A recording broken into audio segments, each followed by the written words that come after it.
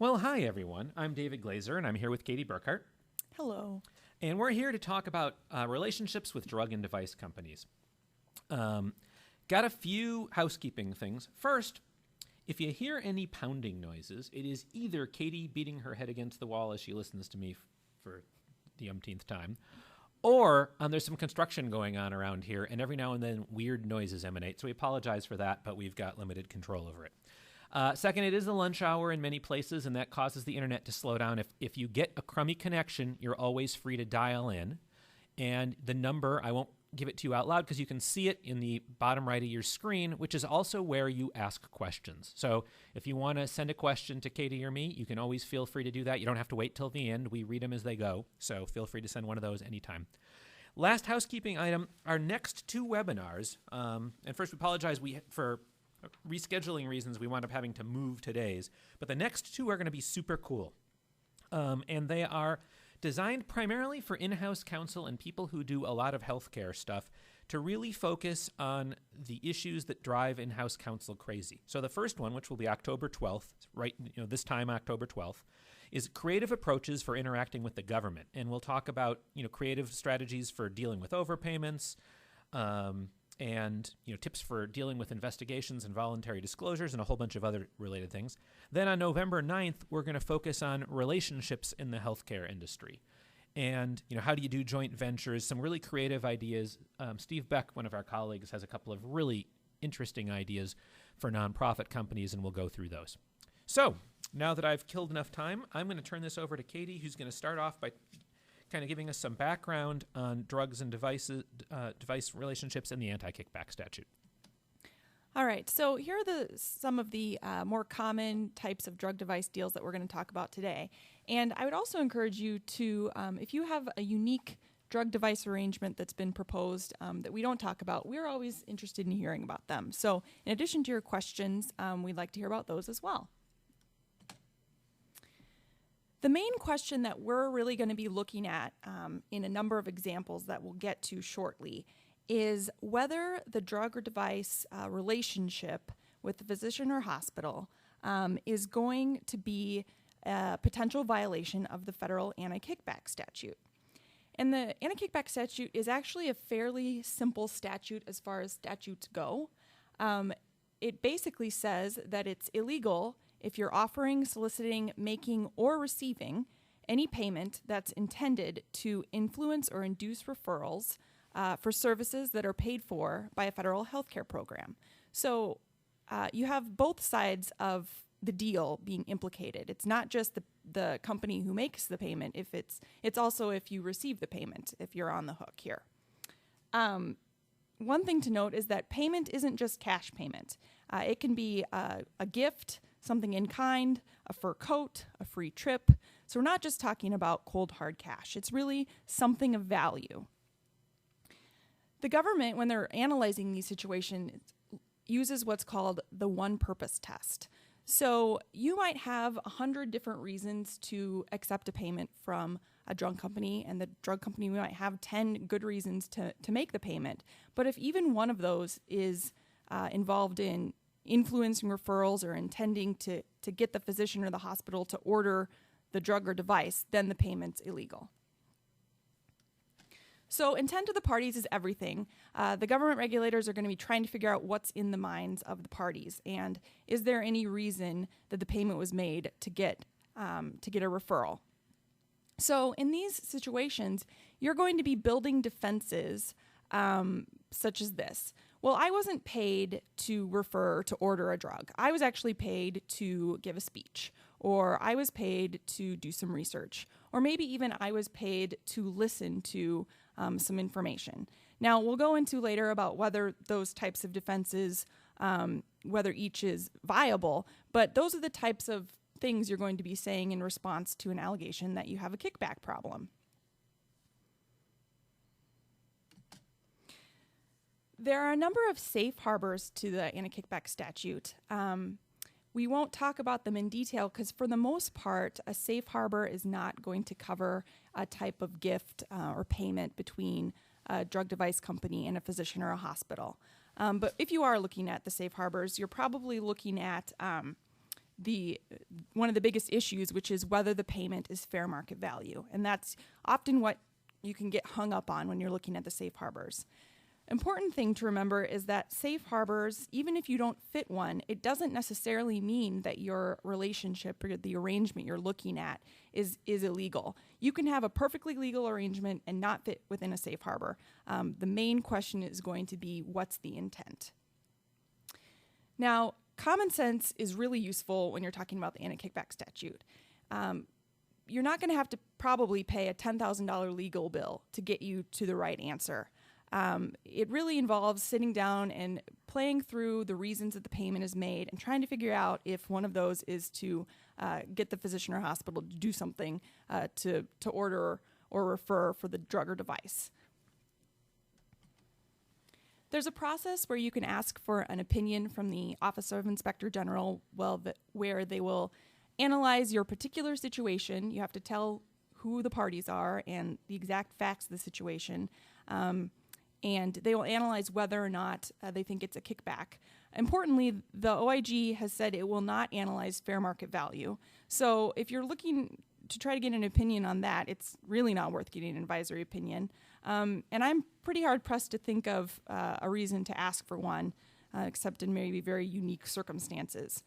When you're looking at advisory opinions, you're probably trying to figure out if what you have in front of you is like the facts of one of the opinions.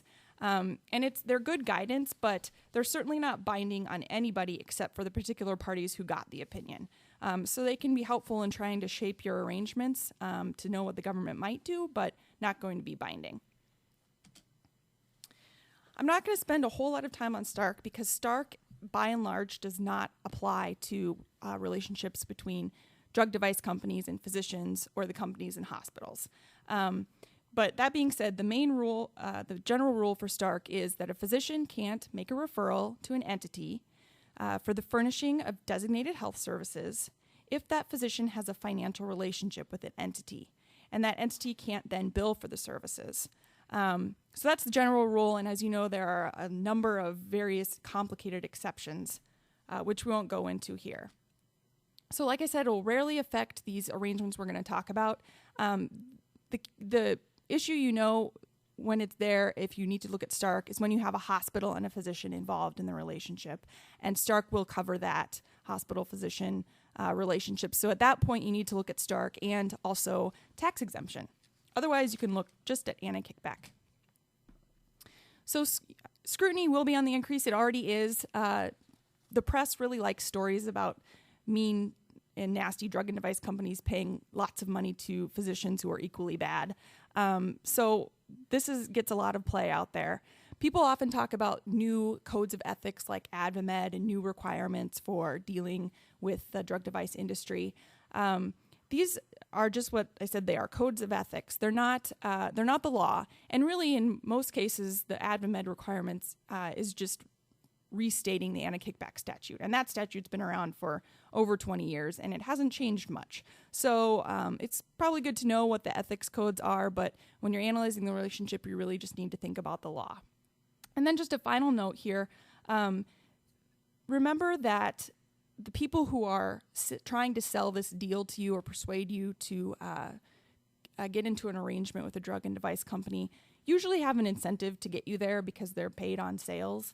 Now, this doesn't mean that all sales staff are bad, but in many situations where a hospital or clinic either has almost gotten in trouble or has gotten in trouble, you had a sales representative kind of backing it, and they're just going to be more likely to be more permissive about things than a regulator is. Just a quick note about healthcare reform, more reasons to be aware of and to analyze your relationships with drug and device companies. By 2013, all manufacturers are going to have to report all transfers of value that they give to physicians. So even though that burden is on the companies, physicians are, they're going to be exposed that way too.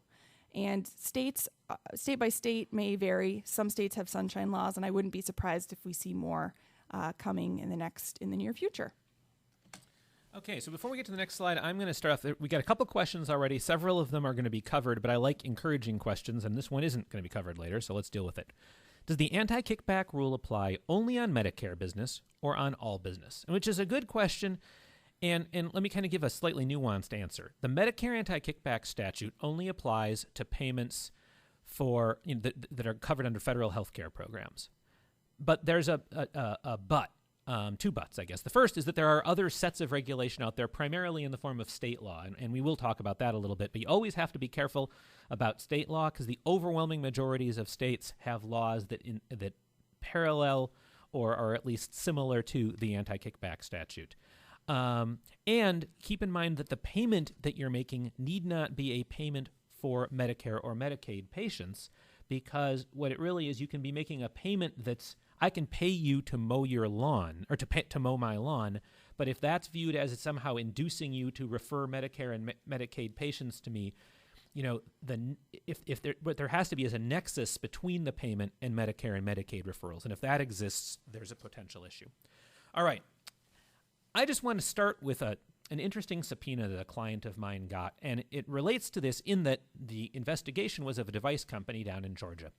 So my client, who happened to be an orthopedic surgeon, opens up this mail one day, and actually he calls me up and says, "Hey, I need you to deal with this." He thought he had a malpractice, a subpoena to testify in a malpractice case. He didn't look at it very carefully.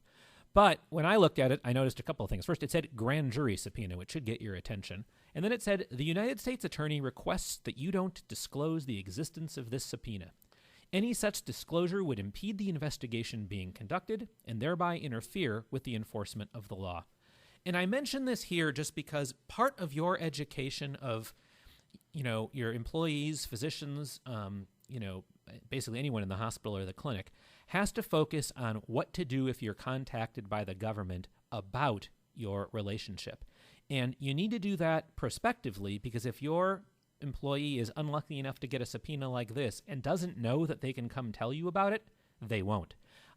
This instruction, I think, is unethical. I don't think that the lawyer has the ability to say this on the subpoena. I have a real problem with this language appearing in the subpoena. But if someone gets a subpoena, they can tell you about it. And this is just something to put in the back of your mind. You're going to want to make sure people know that if they're ever worried about an investigation, part of your compliance process, people can come to, whether it be to your compliance officer, your legal department, or someone else, and raise these issues. Now, most of what we're going to do for the rest of this talk really is just go through examples, and we've got lots of them. So our first one is it Neiman Marcus or Marshalls? So a device company has an off-label use for, let's pick in this case, we'll pick a cardiac example. So the company approaches a physician and says, "We want you to give a speech about the merits of the device. We'll pay you $5,000, go give this speech, and we want you to talk about this really cool off-label use. Is that okay?" And the answer is no. And the reason for the no is a little unique here. It is illegal to promote off-label uses of a drug. And so this is kind of interesting because doctors are free to use drugs and devices off-label. They can prescribe them, they can use them, they can recommend them, but they can't promote them. So the act of paying someone to promote that use is a potential problem both for the company and for the speaker. So you have to really pay attention to the labeling of drugs and devices, and often folks don't, because doctors are used to the fact that they can use things for off-label uses, and they know that. That's okay. They just can't promote it. Just as a side question, are you required to tell the patient about the off-label status? There's no explicit requirement of that, although certainly from a risk management standpoint, I would recommend it. All right, let's get concrete for a moment. So a drug rep comes to a physician or a nurse practitioner and says, "Hey, tell you what, we're going to pay you $200 an hour if you'll come to a focus group in San Diego and give us advice." So if you get something like this, you have to look at sort of each of the different things. Katie's walked us through Stark, anti-kickback, state law, and ethics. As Katie said, Stark's almost never going to apply here. Basically, Stark applies only when we've got a hospital in the mix. And in this case, we don't. And even if the doctor's employed by a hospital, that's not really going to change anything. We can blow Stark off.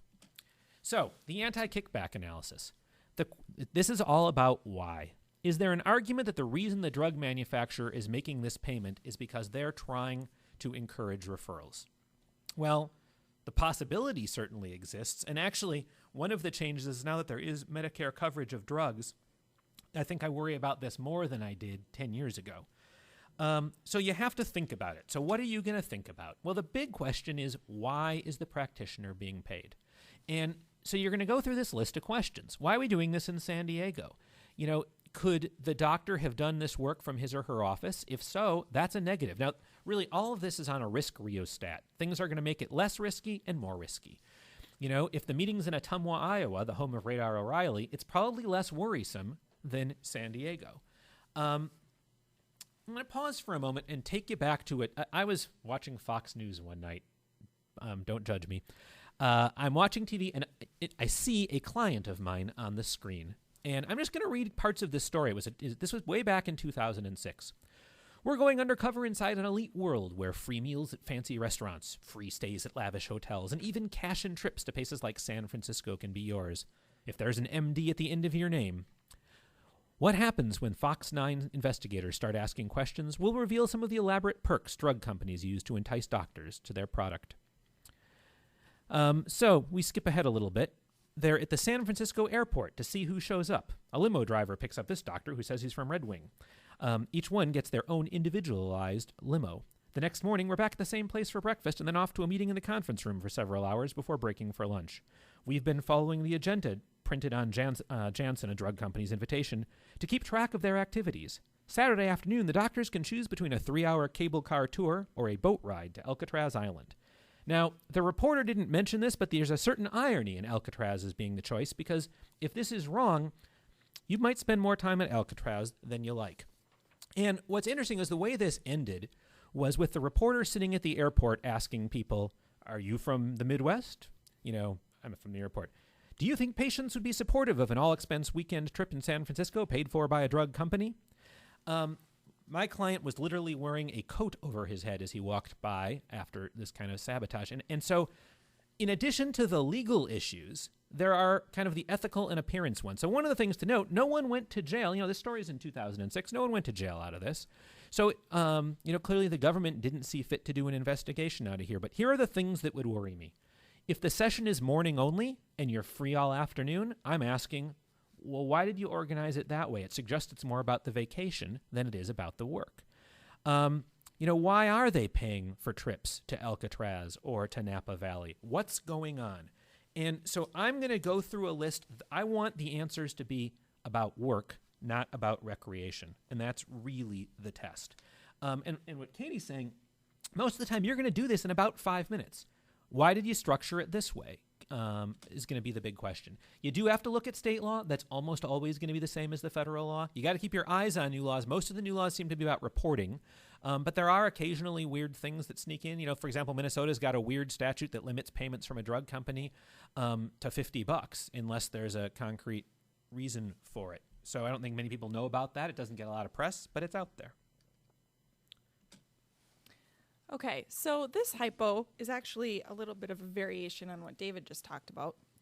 So let's say that the drug rep approaches the physician and says, well, I'm going to pay you $200 an hour to listen in your conference room to my explanation of why my company's drug is better. So we don't have the trip involved here, and this is over the lunch hour, and the physician's getting paid $200 an hour to listen. So what, your defense is going to be is possibly, well, I'm getting paid for my time to listen. I'm not getting paid so that they can convince me that I should order their drug. I'm getting paid for my time. Now, I mentioned this as a defense before, but this is why I am a little worried about this defense and how well it will work. I'm worried because I sort of think that a physician has a duty on its own to learn about new developments in medical care and to learn about new drugs. So the physician is already has this duty, and they're arguably already getting paid to do this by their employer. So what this sort of looks like is the drug rep paying the physician again to do the job they're already getting paid for. And I'm hard-pressed to think of a reason why the drug rep or drug company would offer this payment except for to get them to order their drug over another one. The other problem here is that the talk is not about drugs generally and general medical knowledge. It's about why their drug is better. So it's basically paying for someone to listen to your marketing spiel. Some people might try to defend this by saying, well, $200 an hour is really the cost of my physician's time. So it makes sense and it's okay because they're paying fair market value. And it's important to remember that fair market value might help you in a safe harbor situation. But if you aren't in a safe harbor and there's still some facts that suggest that there's still an intent that the payment is to get you to order the drug or to use their product, the fair market value isn't going to get you out of that. And so you're still going to have an issue. Yeah, basically the one purpose test is always going to control. And so even if the payment is a reasonable payment to a doctor, but one of the reasons they're making that payment is to influence referrals, that's a problem. So sometimes life gives you some really good examples. And this is actually a flyer that I believe David or his client uncovered at some point, where you have the example we just talked about in real life. This drug company is going to pay a physician, whoever signs up for this webcast, a $400 honorarium, so it implies that they're actually sort of doing something, to sit and listen to a webcast. Now, a couple of things about this bother me. It says that you're participating in the webcast, but I'm assuming you can just sign on and do work while you're listening to what's going on. The fact that they're characterizing this as an honorarium makes it sound as if you're sort of adding value or giving your personal services of some sort. But basically, I think this is just the example we talked about, and I'm going to have the concerns that I just expressed.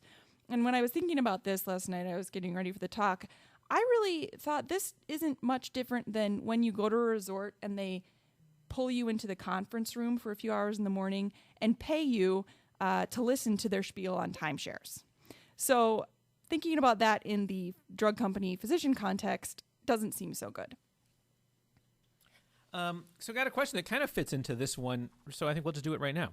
So we have an experience with a device manufacturer who wanted a doctor to complete a use survey each time the product was used, and the company would pay $500 for every survey. So what do you think of that? Well, and I want to know, here's my first question. How big is the survey? Because if the survey is filled out in 3 seconds, really, then they're paying you $500 to use the product. Actually, $500 is a lot for the survey, so I'm inherently suspicious here. If it's 2 hours of work to fill it out, but now the other question is, who's going to fill it out? Because if it's going to be filled out by the receptionist in 2 hours, $500 for that makes me go, ooh, that sounds like a lot. And do they really need one each time? So I would need to know more. Why is the survey... why is this patient different from all other patients? Do you really need one for each patient? If it's a complicated device and there really is a lot of work that goes into this, I could get to a place where this is okay. And this is going to be the kind of thing that drives you nuts. It depends is the common answer here. But I think another thing you want to know is this payment, are you also do you also have the opportunity to bill a payer for the services that you're providing when you're figuring out what this survey will do and using the survey? Because then it's almost like you're getting paid twice, potentially, for the services you're providing, which would look bad. By contrast, if it really is, companies can do market research and they can pay people to participate in that. And that's totally kosher. So I need to know more of the facts and circumstances and what work exactly is being called for. So our next concrete example, the device manufacturer offers to pay a doctor $2,000 to give a speech for their experience using a new implant. So what do we think about that? Well, once again, our facts are going to matter. And first, does it matter if the person is the number one user of an implant? And I think to a lot of people you go, oh yes, of course it matters, it makes it worse. To me, that doesn't necessarily make it worse at all. In fact, who better to give a talk about the implant than someone who uses it a lot? So that is not a dispositive fact. What we got to do is be a reporter. We've got to think about what all of the facts and circumstances are. Amongst the things I'm going to consider here, where's the speech being given? Who's writing the speech? If the device company writes the speech for the doctor who gives it in his lobby, the payment there is more suspicious than if the doctor writes the speech him or herself, takes a day out of the office to go give it. So all of those factors go into the equation. Being a heavy user is going to correlate with having a relationship with the company. So it isn't itself a problem. You got to know more about the whys. All right, next one. This is based on a real-world example in another specialty, I moved it over to cardiology. So this is Train in Vain. And this was about a serious clash for those of you who are music fans. So a device company has this idea. We're going to send doctors into a small Midwestern town to learn how to use our device. And so the group that was practicing in this town was super excited about this. This was a chance for their physicians to teach, which they liked to do.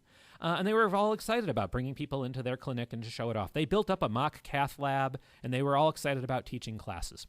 As they're working on this, the device company's lawyers say, we want to have this space. We want to build this cath lab and to teach the classes. We'll pay you for the space. But our lawyers say that a lease is risky. So what we're going to do instead is we're going to give you a grant. We'll just pay you this grant, and you can use that money to build the stuff. Now, the group was like, this just sounds fishy. It sounds like it should be a lease to us, but we don't want to be the squeaky wheel, so they went along with it. Well, fast forward a little bit. The group spends a whole bunch of money doing this work, and never does a physician show up to receive any training here. It really was train in vain. So what happens, fast forward, a doctor gets fired from this group and files a whistleblower suit claiming that this whole deal with the device company was a kickback. Well, there are a couple of lessons here. One of them is appearances matter. And the most frustrating fact for me in this was the fact that it was a grant. And the group knew that as a grant, that was a problem. And they, in hindsight, totally wish they had said, no, make it a lease.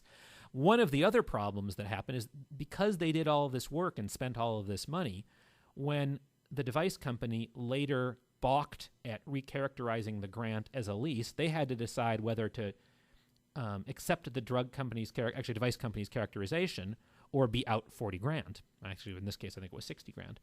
And they chose to take the money and memorialize the deal as the company preferred. Lesson, always get the stuff in writing before you get going on this. That would have helped avoid this problem. But one of the things that ultimately saved us and it allowed us to settle this for a very small sum, intent is a two-way street. I have no idea what the company intended in this deal.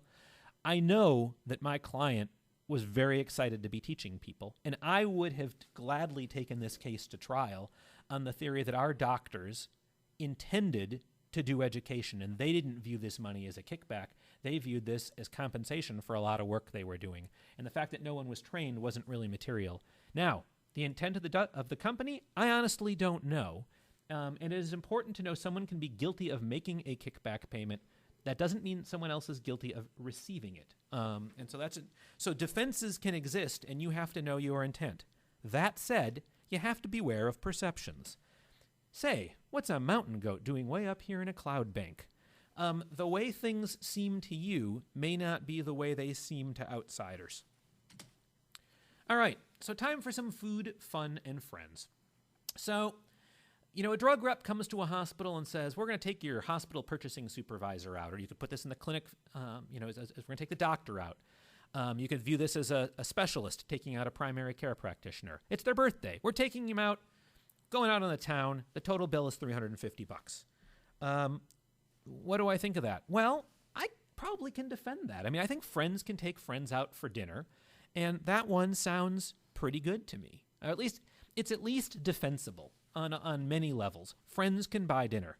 Let's change one little fact and make it food, funds, friends, food, you know what I'm saying, and felony. So, same dinner, the bill's only $100, it's smaller. But the drug rep takes the receipt and submits it as a promotional expense. I'm more nervous about it now. I don't think this dooms it because for all the reasons Katie talked about, you can pick up a tab and that doesn't mean it's a payment for referrals. And so you still have defenses, but I'm much less comfortable with calling it a business expense than a friend thing. And so if a specialist takes out a primary care doc for fun, I feel better about it than if they expense it. So that's kind of my take on it. Neither are definitive. It's not definitive, but it's the kind of thing I'm going to feel worse about that. So a device manufacturer asks a physician to serve as a consultant. And this is kind of getting at stuff we've already talked about. But that's fine. You can pay someone to be a consultant. Hospitals can pay doctors to consult. That's okay. But one change in the facts, and we change that first letter. They tell the doctor, you won't have to do much, but the pay is good. Well, poof. Now we're talking about a different kind of sell. All right. An idea which is getting a lot of traction right now are physician-owned distributorships. And frankly, you could probably do a whole webinar on those, and we're not going to, especially because I think if I spent the whole webinar talking about it, I wouldn't be any more concrete than I'm going to be in the next 2 minutes. So I'm really intrigued by the idea of physician-owned distributorships, and what those are is the notion that physicians take responsibility for either sometimes the manufacture or sometimes just the distribution of a device. It's sort of a cut out the middleman approach. The physicians contract with hospitals to supply the devices, and the theory is that they are then able to cut dramatically on marketing costs. And I think there are hospitals or physicians who would say this could lower the bill for the device by 30%, or I've even heard people claim 50%. So it can be viewed as a way of saving money. But there's obviously kickback implications here, because the question is whether the physicians are getting compensated in part for choosing a particular device.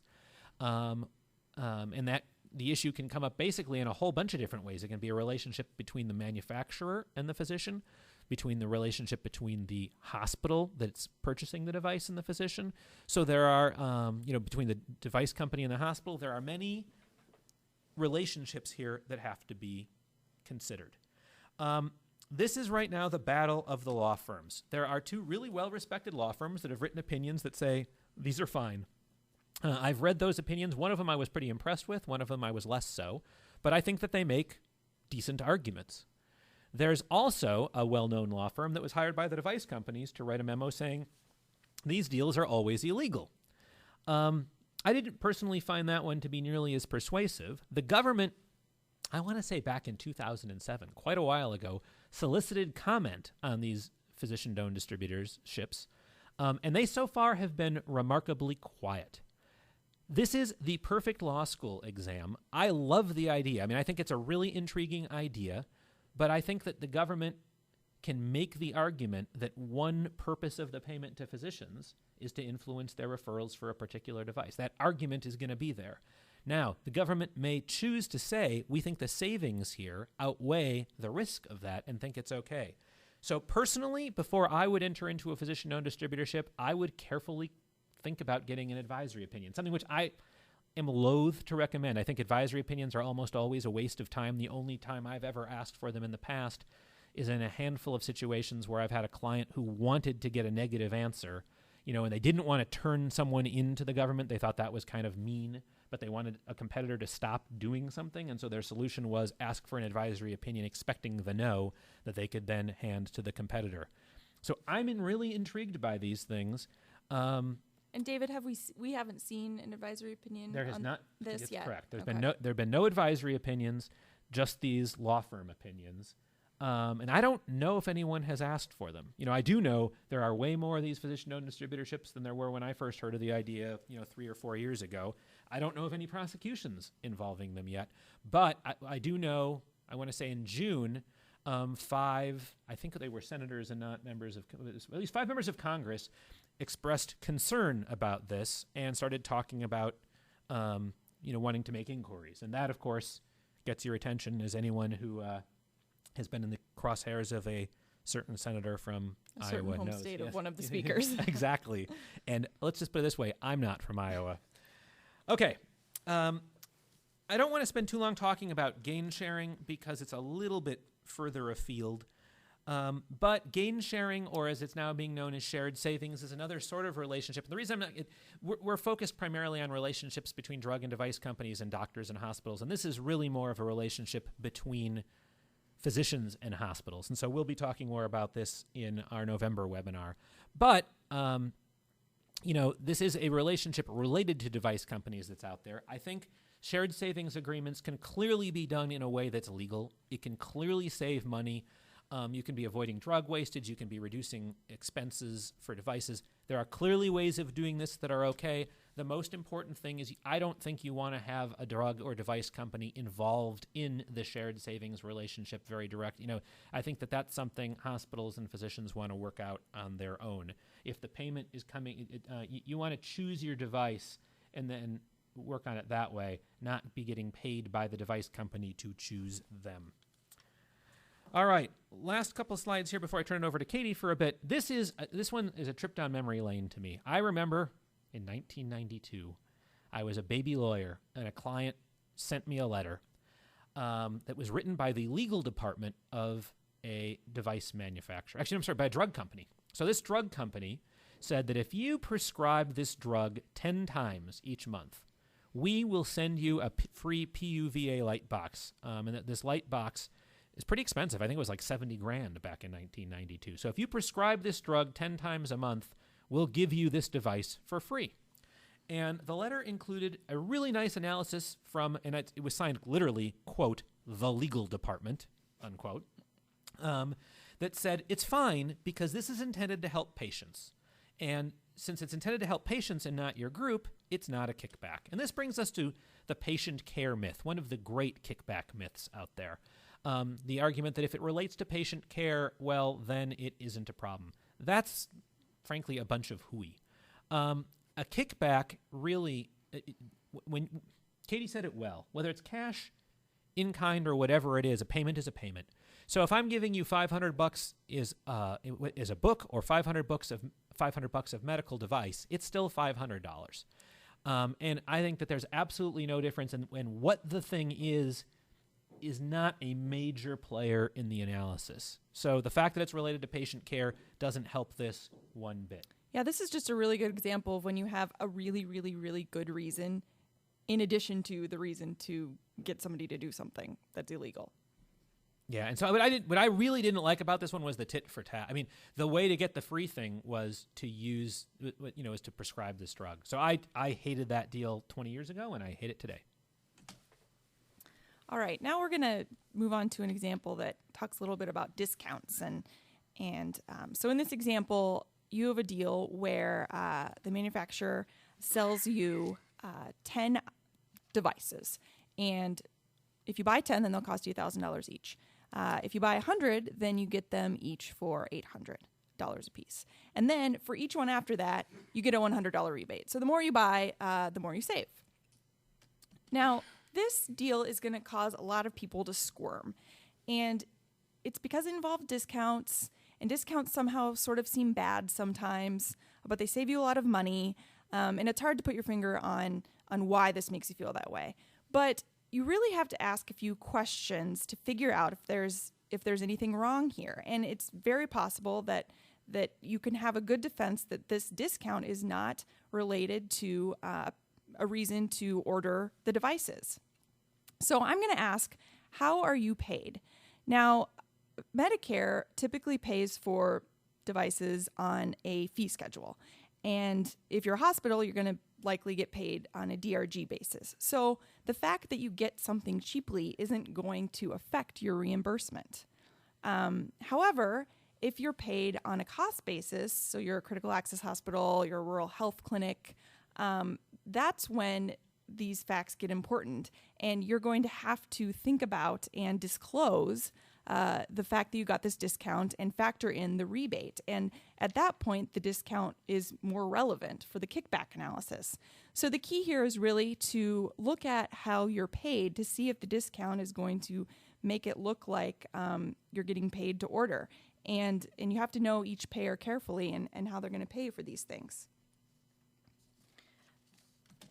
Also brings you to the question of when can you mark up something that you received on discount.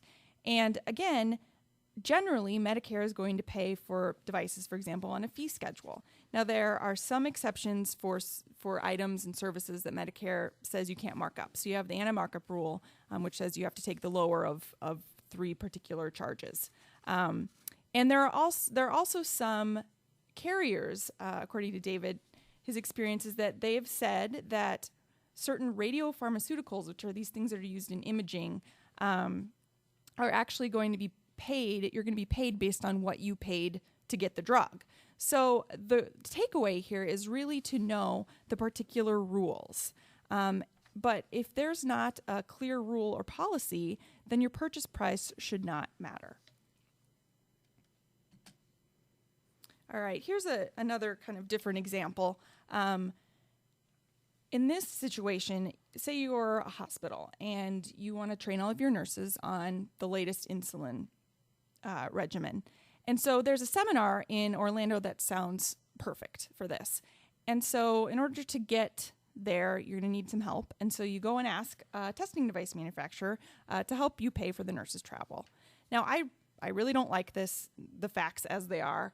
I can't think of a reason why the manufacturer would pay you unless it was to get you to hopefully use their particular device, or maybe you're one of their biggest customers, so they're going to reward you for having done so in the past.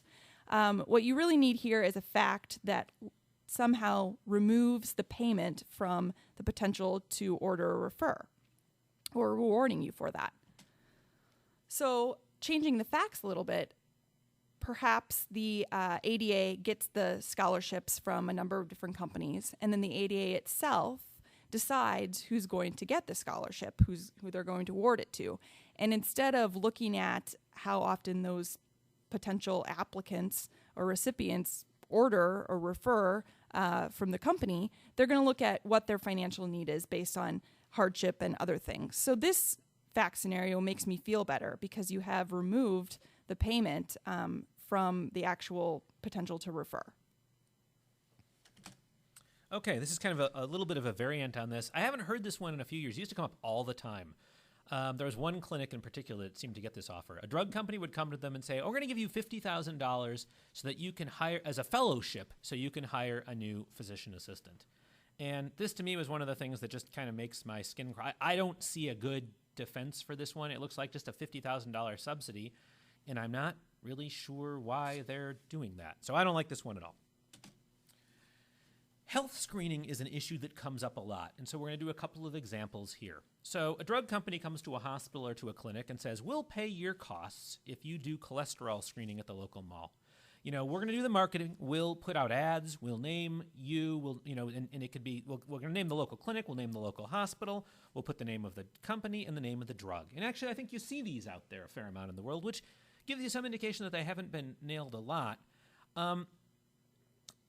I think the question becomes, how much is this a gift to the clinic and the hospital? And I think these are relatively defensible. They're, okay, in the facts and circumstances world. It's a one-hospital town. Patients are coming to that hospital anyway. Frankly, way lower risk. You know, 2-hospital town or a 5-hospital town, it's higher on the risk. Not necessarily, it doesn't kill it, it's just higher on the risk. How prominently are the clinic? Does it look like this is really an ad for the clinic and an ad for the hospital? Then I'm much more worried about it than if they're mentioned. Actually, what's one of the questions is, why are the clinic and the hospital mentioned? If it's at the clinic or at the hospital, I feel better about it. But we said that this is at the mall. So why are we naming the clinic? I feel better about naming the clinic and the hospital if they're paying in part for this ad. If they're not paying for this ad, I'm not feeling as good about the mention because I'm not sure why we're promoting this hospital or this clinic. So those are kind of the facts I'm going to look at there. Okay, slight variant. Drug company says, we'll supply you with a manometer, which actually makes me want to say two things. First, meep, mini meep.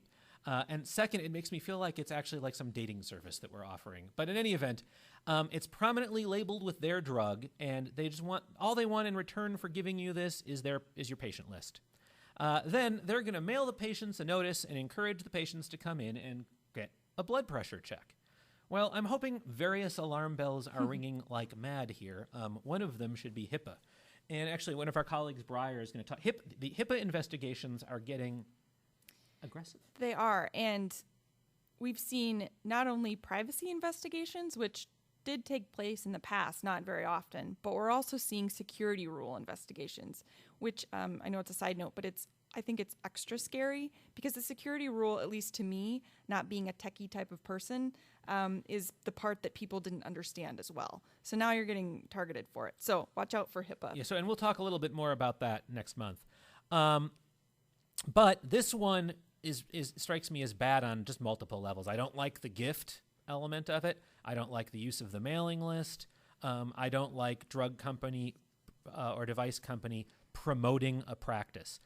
as a general principle, if it's something that you usually have to pay for yourself, having someone else do it is inherently risky. And actually, David, I'll insert that there is a question about sort of certain amounts, like how much can you get for a meal? How much can a meal be worth, or how much can a gift from a company be worth before it becomes problematic? And I know the OIG has a advisory opinion that's probably 5 years old or so that says maybe the de minimis amount where it isn't problematic is, I think, $25 or $10. I definitely remember. It's one definitely with 10. I don't remember. Yeah, less than 25. I know Stark has a certain dollar amount too. But the smaller the better. And I really wouldn't test this. I would stay away from the gifts because I don't know if you want a gift that's worth $10 anyway. Although I like certain governors of large states can't be bought for less than. I do Right. think under $100, I'm personally not blanching that much. And I, We haven't seen prosecutions for pizza or anything like that. and pizza doesn't make me that nervous. I'm sorry, you can't buy someone with the pizza. I just refuse to buy that. Believe that. Perhaps buy was the wrong word choice. Okay, next example is Dr. Frankenstein. At least my 9-year-old liked the puns, so I don't know. So this doctor suggests modifications to an existing device, and the manufacturer says, we'll give him 1% of all of, actually profits, or it might even be revenue on that device. Is that okay? And, what if that doctor is the biggest user of the device? Well, the short answer is doctors can get paid for their intellectual property. That's okay. Now, things are more complicated. A lot of these deals typically will back out that doctor's use of the device, and that certainly is a good risk management tool. It's not legally required, but it's certainly smart. The real question is that 1% a reasonable compensation for the physician's intellectual property? And if it is, that's fine. What would make you nervous is if the doctor hadn't, in fact, contributed intellectual property, or if that payment seemed to be excessive relative to that and the doctor was a big user, then that would make you more worried about it. So once again, facts and circumstances control. Now, this next one is a quick example. We're going to walk through a bunch of things, and this will cover a few questions that we've been asked. So this company, which was named DV Us, has a bunch of new medical devices to treat post-surgical pain. And they can be used in the hospital. They can be used in the clinic. The company thinks that there's a CPT code that describes the device, and they encourage people to use it. So when this device is used in the hospital, it's presumed to be part of the DRG, so there's no separate payment for it. The company is really excited about this product, but they know they're going to have a hard time breaking into the market. And so they come up with a bunch of brainstorming marketing ideas. And we have a couple of device companies on this call. We have more on the provider side. If you're thinking, well, why do I care what the marketing company does? The reason, what marketing they come up with, the reason it's a problem to receive as well as to give. So the first idea that the marketing people have is they're going to send a mailing to large urban hospitals and say they'll give you 100 free devices to try on patients. So can a hospital take a free device?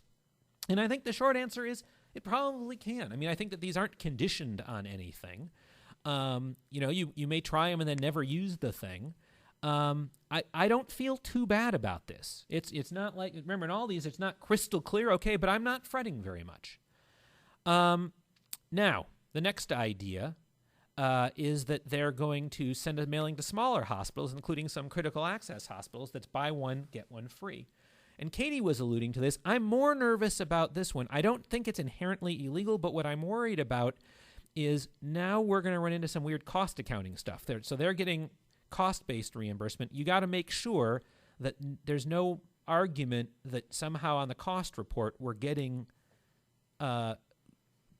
a cost attributed to something that you are in fact receiving for free.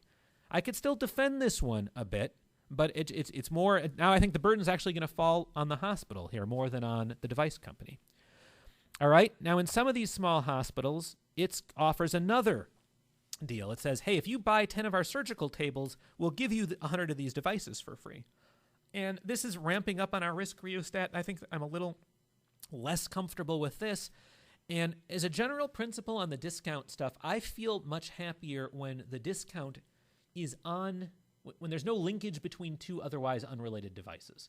I want the discount to be on the first device and not buy thing A and we'll give you thing B. That's where I get much more worried about the kickback situation, which isn't to say this one either is inherently illegal. It's not. but I don't like linkage between two otherwise unrelated devices. Next part, they're going to send a mailing to a select group of doctors saying, we'll give you 100 devices free to try on patients.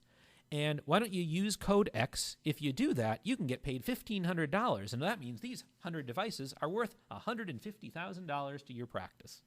You know, my skin's crawling a lot on this one. And part of it is the way we're calling attention to this is just a naked gift of $150,000. So not liking that one at all. Yeah, this didn't go through the legal department. Now, it's I hope not. Because intellectually, how different is that from the first one? It's not really. You know, that's also, we're giving you something free to try.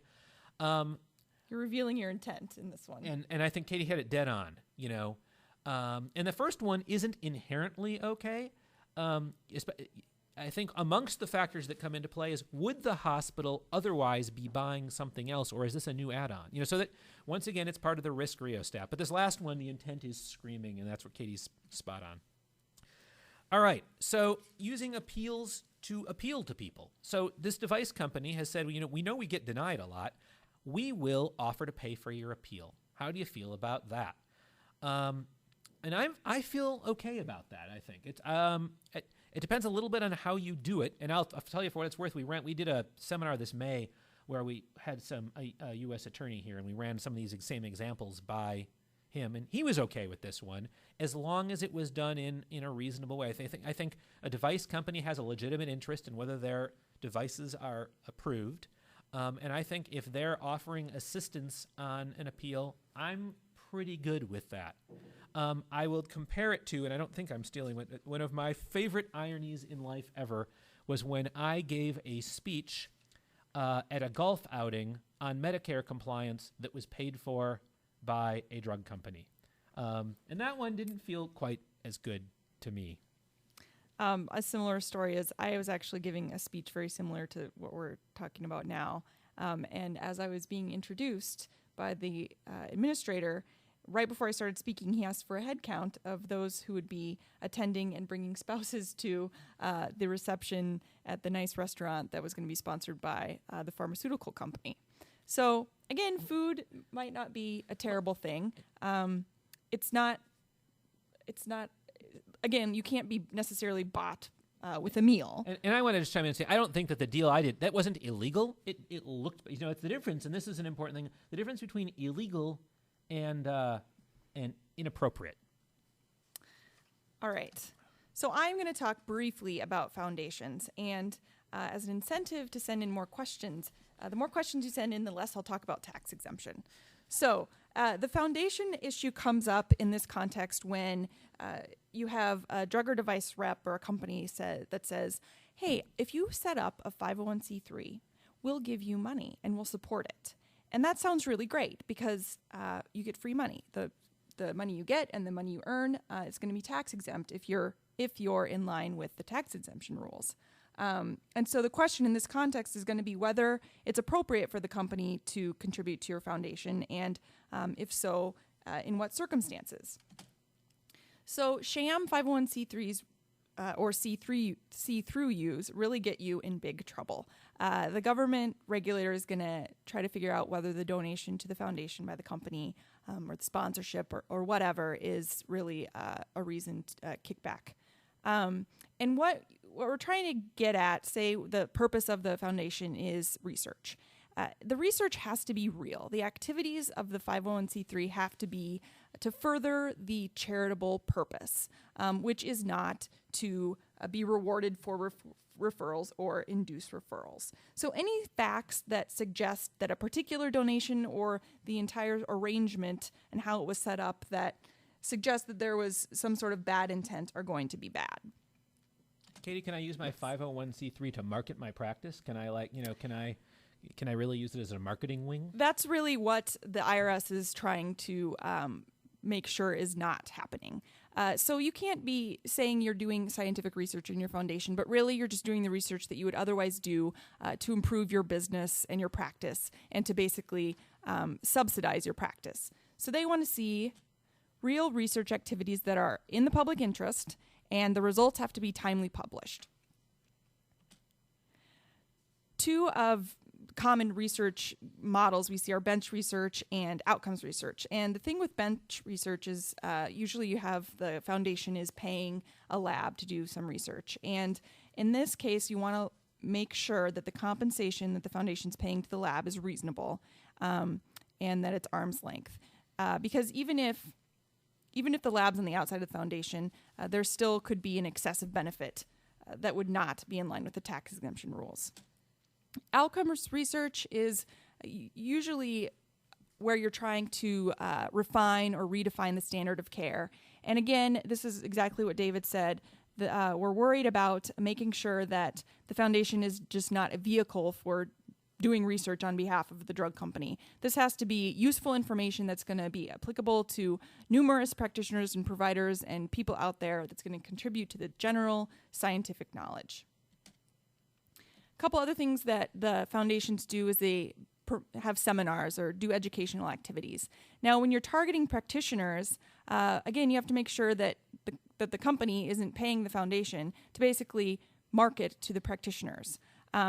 And also you have to make sure that the clinic who maybe set up the foundation isn't just educating the practitioners that are their biggest referrers. So again, in the public interest and generally available information that's generally available to everybody and going to be useful to everybody. You get into the gray area when you have the foundation paying for the tuition of the physician to attend this seminar. This is similar to the example where you're getting paid to listen. If the physician or the practitioner is otherwise going to pay tuition to get CME credit, for example, then it's going to be hard to defend a free gift, basically, of a CME scholarship. Another thing you might do is patient education. Again, we're worried about unnecessary and improper marketing. So you can't plaster your seminar materials with the name of the drug company who's paying for it. And I think it's also good to target a patient population that is not otherwise going to be able to get this information, maybe low income, maybe high risk groups, to make it look and be truly a charitable purpose. And then I'll just touch briefly on transactions with insiders. And this is sort of the classic question of, your clinic has this foundation and you're going to put on a seminar and you want to know if Dr. Glazer, who's a physician at the clinic and who's on the board of the foundation, if you can pay him to speak at the seminar.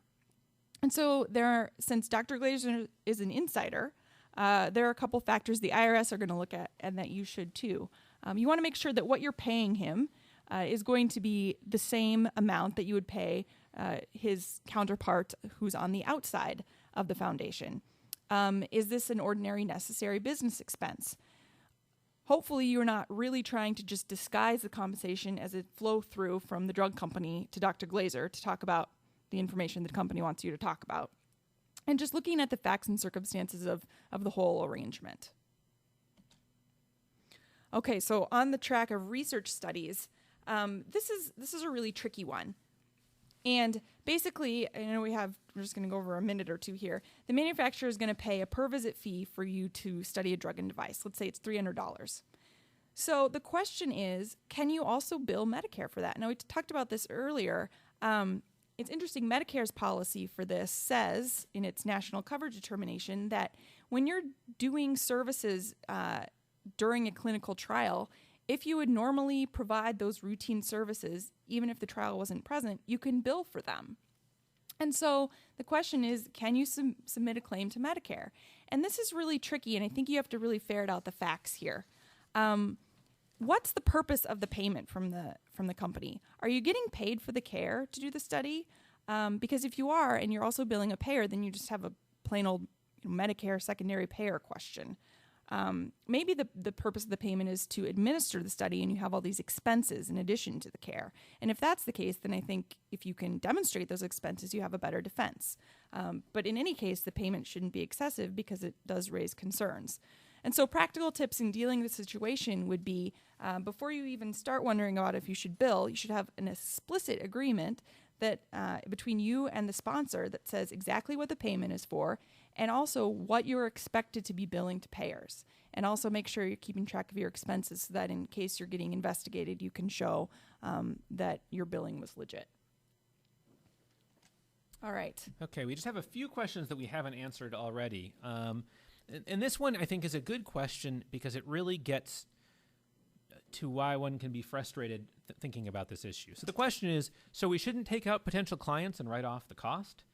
Well, what's hard about this, there isn't an easy answer to that one because we're back to the risk rheostat. I mean, if you think about this in context, or if you're a hospital, should we ban anyone from bringing pizza into our clinic? And those are really the same question. So first thing is, can you choose to? Absolutely. And many organizations have said, look, we're not going to take anything. We're not going to let a pen in this place. Those organizations are making a decision that isn't based on the law. They're making it based on ethics. And there's nothing wrong with that. You can certainly do that. Can a lab or a drug company or a device company take someone out and buy them dinner? Well, the short answer is if the purpose of the dinner isn't to be cash to the person, yes, they can. The fancier the dinner, the higher the risk. If you take them to the Super Bowl, I'm way more worried than if you take them, to a burger joint. Buffalo Wild Wings is different from the Ritz-Carlton. And so it's not that you can't, you have to know, and you have to know the why, and you have to know what your emails say. I want to take you out to dinner as a reward for your business, as a thank you for all of the business you've sent us. Those magic words, a small dollar amount, you're still there. Yeah, if I see that and I'm a prosecutor, I'm excited because you've basically done your work for me. Let's see. Do you have any other unanswered ones? I think I just see one. And I think we kind of covered this one, but I'll make it overt. How is it viewed if a trial of a new product is provided from the vendor to the hospital for use to the doctors for evaluations? And the short version of that is, it's kind of like the hypothetical we went through. I think that works most of the time. It's better if it's not linked to anything else. It's here. We want you to try this. That's okay. Yeah, and if you're getting 1,000 of the new product, then that makes me a little more worried than a few samples to try. But even then, it links to what are the conditions that are on it. For example, if there are no other products this company does, that makes it more positive than if there are a bunch of other, is really part of this to ingratiate the company in, and so we've got a 50 product line and here's a new one and we're giving you this one for free so you like the other 50. Mm-hmm. That's much worse than we're a new company, we have one product, we need people to try it to see if they like it. That's much more defensible. So I don't think I see any more questions. So in closing, don't forget our upcoming and they really will stand independent, but it's 2 webinars, Creative Approaches for Interacting with the Government and Relationships in the Healthcare Industry on October 12th and November 9th. If you think of some question after this, you're always welcome to email Katie or I or any one of our colleagues here. I also will say on the November and October webinars, compliance people would also be interested in hearing about this. It's not just for legal counsel. Good point. Thank you.